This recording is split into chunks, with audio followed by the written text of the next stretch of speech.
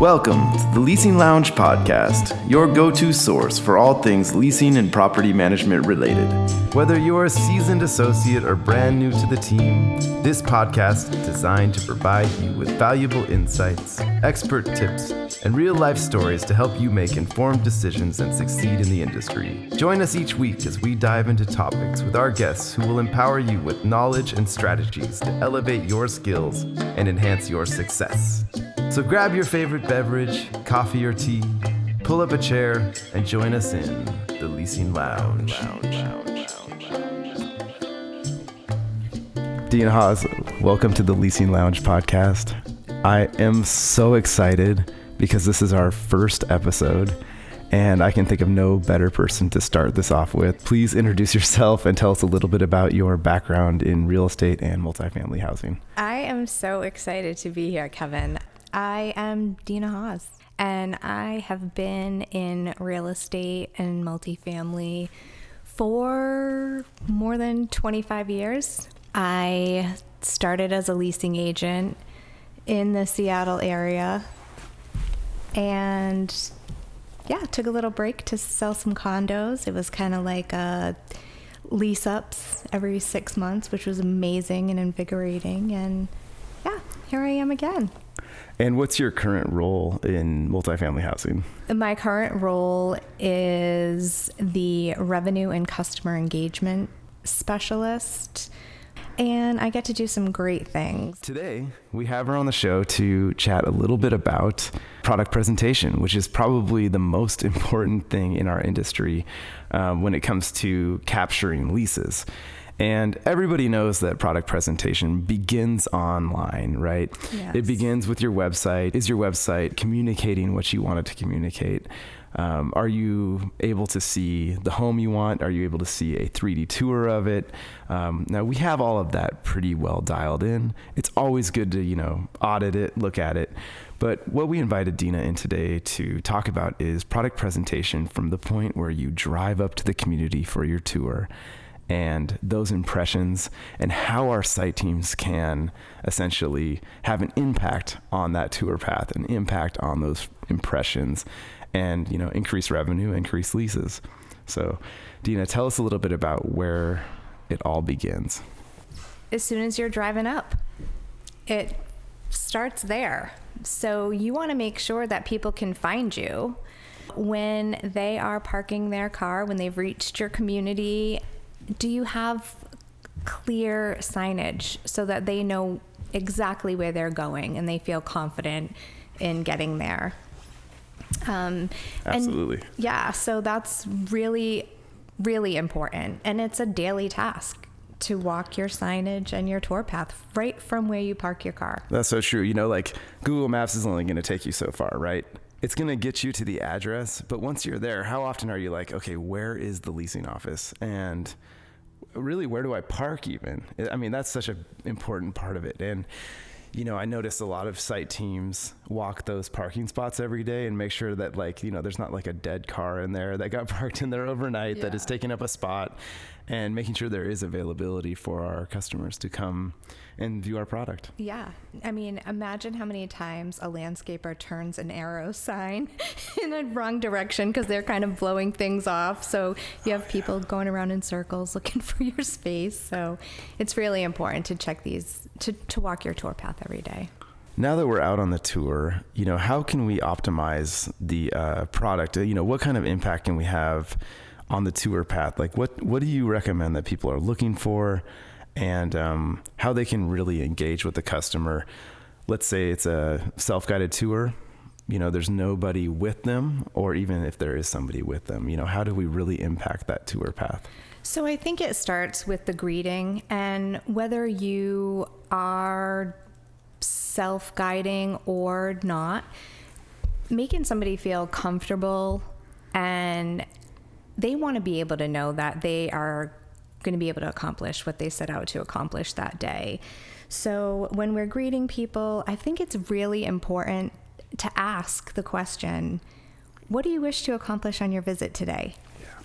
Are you just wanting to check things out? How much time do you have? How can I be respectful to your time? And that has always worked so well for me and my teams, because you have somebody that may have like 20 minutes and they really just want to look at the home and they don't care about your amazing amenities. So I feel like starting off on that foot and actually being able to have our prospects know what to expect. So you just want to make sure that they get to accomplish what they set out to do that day, that they don't have to come back 3 times. In our industry, we don't have the luxury of always having the exact home to show.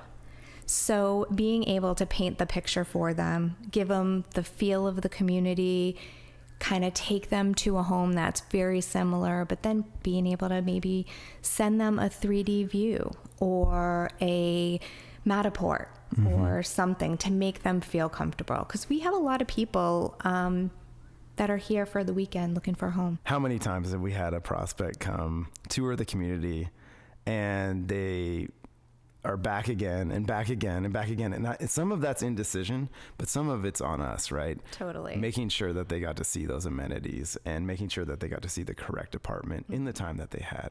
That's really great advice. How can we engage with them along the tour path and make sure that our amenities are shining in the way that they should? You know, what can we do to prepare our amenities for those tours? That's a great question. And I wish the hundreds of amenities that I visit, it's just such a shame that not everybody thinks that engaging them is important.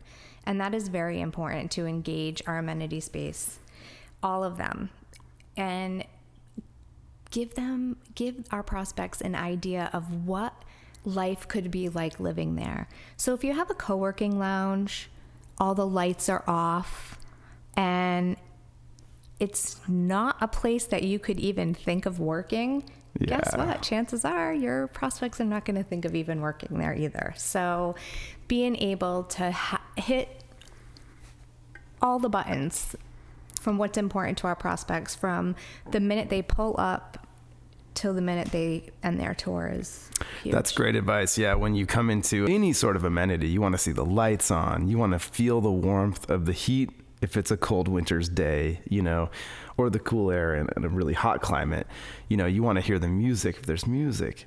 You want to see the TVs on if there's TVs. But it's so strange when you walk in and there's all these like TVs that aren't on, you know, and it just feels way more activated when everything's up and running. Yeah. And we all know that there's a challenge running these amenities. You know, there's going to be things that break. You got to fix those things right away. How many times have you walked to a property or walked down a property walkthrough and seen like a broken machine and gone like, that's a real miss right there. Like that says something about us, right? It's subtle, but it says something about how we run our communities. And so if everything's up and running and activated, it feels like a place you want to live. It feels like a place you want to be a part of that activity, right? Absolutely. So that's really great advice.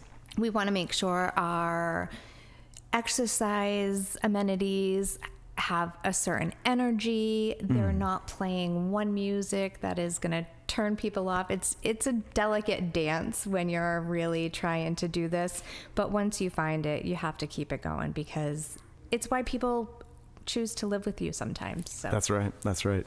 Now let's talk a little bit about the in-unit experience. What are you thinking about when you're preparing a unit to be shown or marketed? What are some of the things that are most important to you? First of all, walking the tour path on a daily basis and even 3 times a day is probably the most beneficial thing that you can do, because if you can see it, somebody else is going to see it. Being able to ride that elevator or walk down the corridor or even the sidewalk if you're a garden style community, the wind might blow and there's going to be a piece of garbage that comes your way. You know, we have to be mindful of all these things that can happen and make the best impression. If you're doing a self-guided tour, you should definitely have clear wayfinding signage to your homes, using door signs. That's right. So that people know, like, hey, this is the one I'm supposed to be at right now. Yeah. And I think even when I consider a self-guided tour experience, you know, a lot of people are still like, am I doing this right? It's kind of like when you go to the recycling area and you're like, is this recyclable or not? I don't know. I'm trying my best here. Should I compost this? Should I recycle that? You know, I feel like that's the way the people view self-guided tours. They need a little bit of assurance that they're at the correct apartment, Absolutely. that they're on the correct path, because it is a little bit of exploration, and there's a little excitement to that too, but it's they need the reassurance, I think, and that signage does help with it. So when I was doing a lease up, and I wanted to make sure that my self-guided tour path was going to be the most helpful, I went to a town over that did self-guided tours, and I took one. Yeah. I wanted to be blind to the process so I could perfect my own. And I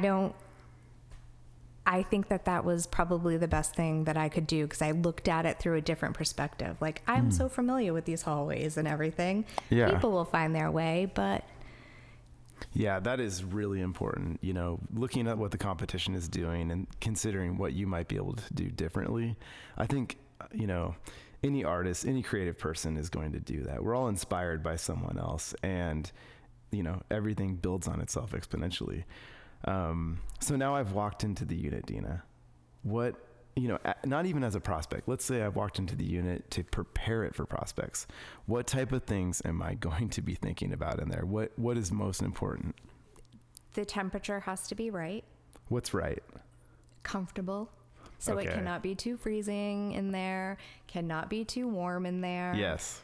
It has to be well lit. Mm-hmm.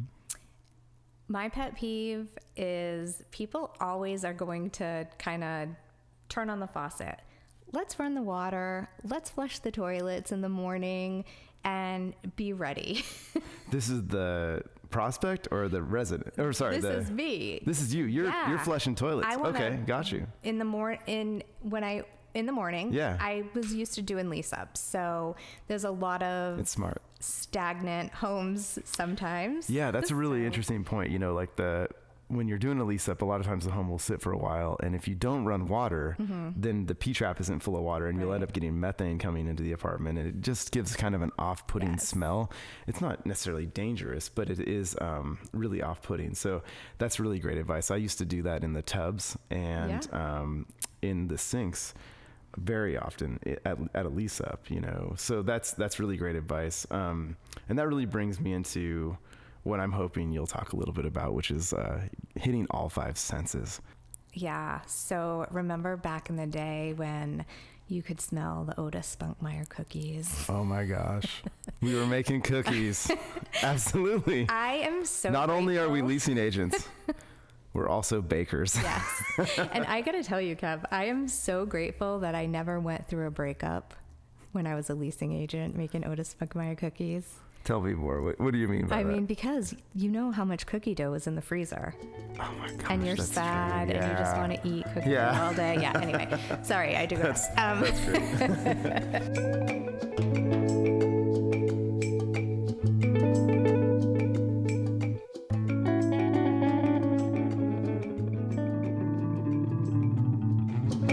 Welcome back to the Leasing Lounge podcast. Please enjoy this narrative session where we delve into stories that shape the leasing industry and aim to foster a deeper connection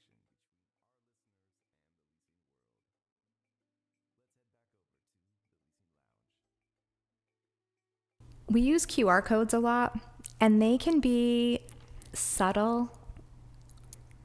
And I really feel like if you want to engage with it, you can. And if you don't, it's totally fine. But when you engage with it, you really come up with like, oh, wow, hey, yeah, this is a great piece of information that I will remember. Yeah, funny thing about QR codes, like, you know, I went to an art exhibit in 2003 where they had built this entire structure out of QR codes. And it was like the height of QR codes back then. You know, I thought, this is the coolest thing I've ever seen. I'm engaging with it. And then like I hadn't seen a QR code in like 5 or 6 years, maybe 7 years. after that. It was like they had come and gone. That was old technology. And as we started rolling out self-guided tours, we started engaging with people through QR codes. And I kept telling upper management, like, oh, I don't know, this is kind of like an old technology that we don't really use or utilize anymore. Like, this is so 2003. And then, of course, you know, the pandemic came and everyone wanted to go touchless and self-guided. And the best way to communicate and was this QR code tool. And I had to totally eat my words. It just tucked my tail and say, you guys are right. Yeah. QR codes are totally still a thing. And, you know, it's a valuable lesson for me to learn as a creative person and a critical person. So, do you remember a couple of years ago, the Super Bowl commercial that was just a QR code? No, but well, you would definitely, that's crazy. I do. To pay that much money and have that many marketing firms involved and just to put a QR code up. Yeah, there's something to it. Absolutely. There is something to it. So we made a QR code that said, love the neighborhood, need more space. And we were able to feature the availability of the apartment community that was a block and a half away. That was a more traditional layout with large walk-in closets and square rooms, where the home that we were actually in was more urban style, kind of some funky corners and, you know, So if I was to kind of sum up some of the ideas we shared today, would be, you know, from the get-go, when you arrive on property, make sure you can find the leasing office. There's great signage out there. You know, optimizing your tour route, making sure that, you know, you're engaging with your prospect on the tour route, that you have even given them a tour that is custom to them, because they may not have time to go see everything, but you want to make sure that you know, give them the opportunity to do so. And then out on the tour, you're hitting all five senses. You're walking your tour path. You're making sure there's no trash. Everything's activated. Everything's on. And then it smells good. It feels good. And then you're connecting with the community when you're in there, not just the apartment community itself, but the greater idea of the vision of living in this place. And all of those things are just wonderful. On my way here this morning, driving to meet with you, I was thinking, like, we aren't like an iPod. We're not like a computer or something I bought on Amazon that's like brand new. We're marketing a used product in most cases. It's a little more challenging. You know, we put an incredible amount of effort in to try to show you this home and make you feel like no one's ever lived here. You know, sometimes that product's like 30 or 40 years old, and we still want it to look fresh, you know. So it's kind of a challenging thing. And I think that really displays why it's so important to be motivated to put your touch on the apartment, to try to tie in all of these elements that we talked about today. And I really think it's a challenge, you know, because we're selling a used product essentially over and over and over again. I think that's a really big element as to why it's important for us to be touring our product. I also think about a lot of our managers and site folks are very much office oriented people. They want to be there to help the customer, but we need to motivate and get out of the office and walk that tour path and prepare those homes. And I just want to know, like, Deana, I see you seem like super satisfied with that process and motivated. And when I see you in the field, you're always, you know, I'm going to go walk the tour path. I'm going to go check the vacant homes. And they are always engaging, always on. And I just want to see if you have any advice for people on how to stay motivated, and what's your secret sauce to getting out there and making sure that your tour path looks great and your homes look great. The motivation behind that is really the satisfaction we get when we take homes off the market and we lease homes. And that is something that I think I always truly believed in. I always wanted to make sure that when somebody asked me a question, that I had the answer. Hey, what was that noise when I walked to apartment 7? I want to be able to be what was that noise? Wow, that noise, that's so, thank you for asking. That is whatever it was. Like, we're adding flooring to home 8. Got you. Yeah, so construction sorry. noise, right? Yeah. We want to prepare people because 9 times out of 10, we're working with a product that is not brand new. And things happen. Things are in need of maintenance. Things are going to break, and we have to just prepare people for what they're going to see, what they're going to experience. And we have to be walking our communities Yeah. And we have to be out there looking and being able to let our prospects know what to expect. When I see you out there, what it tells me is you care about your community, and residents see that too. When you're walking your amenities often and they see you out there, they're like, Deana really cares. And caring about the product and caring about the amenities and caring about your vacant homes is caring about your residents, is caring about your prospects. Absolutely. One of my favorite lines is, I can't correct what I don't inspect. So Ooh. If I'm not seeing it, then I can't do anything about it. I so can't correct what I didn't inspect. Yeah. Yep. Okay. Got it. You can't correct what you don't inspect. That is the perfect phrase for us for the day. And I just want to thank you for coming to the Leasing Lounge. And I know we will have you back for more topics in the future. I'm excited. Thanks Thank so you so much, much. Kevin. Thank you for tuning in to this episode of the Leasing Lounge. We hope you enjoyed today's discussion and gained valuable insights into the world of property management. If you have any questions, topics you'd like us to discuss, or if you'd like to be a guest on the show, don't hesitate to reach out to us. You can reach us at leasingloungepodcast@gmail.com. We'd like to give special thanks to our guests that joined us today, our co-producer Janica Cho. All music on the Leasing Lounge is created by me. Until next time, stay informed, stay inspired, and happy leasing from all of us here at the Leasing Lounge.